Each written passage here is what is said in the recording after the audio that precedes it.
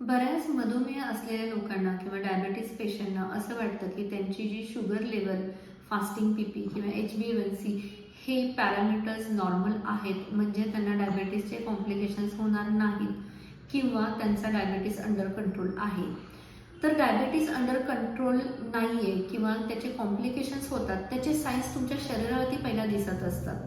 कारण तुमची जी काही शुगर आहे ती अंडर कंट्रोल आहे, कारण तुम्ही त्या अँटी डायबेटिक्सचे मेडिसिन्स किंवा ते मेडिसिन्स घेऊन तुमची शुगर ती कंट्रोलमध्ये असते. पण तरीही तो जो मेटाबॉलिक डिसऑर्डर किंवा तुमच्या शरीरामध्ये चयापचय आहे ना, ते डिस्टर्बच असतं.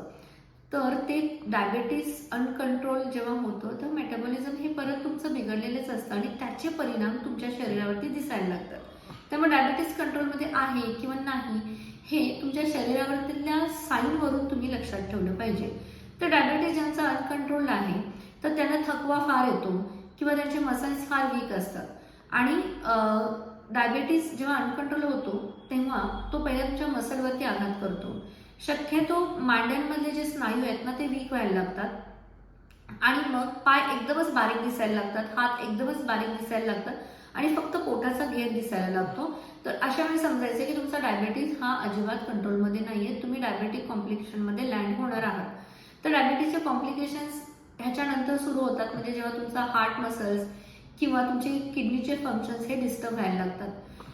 काही लोकांमध्ये त्याचा परिणाम त्यांच्या स्किनवरती व्हायला लागतो, स्किन काळवंडायला लागते, खूप ड्रायनेस येतो किंवा तुमच्या स्किनवरती इचिंग फार व्हायला लागतं.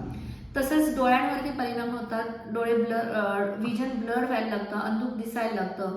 अर्ली कॅटरॅक्ट, ज्या लोकांचा डायबिटीस खूप अर्ली एजमध्ये झालेला आहे त्यांना खूप कमी वयामध्ये कॅटरॅक्टचे प्रॉब्लेम्स होतात.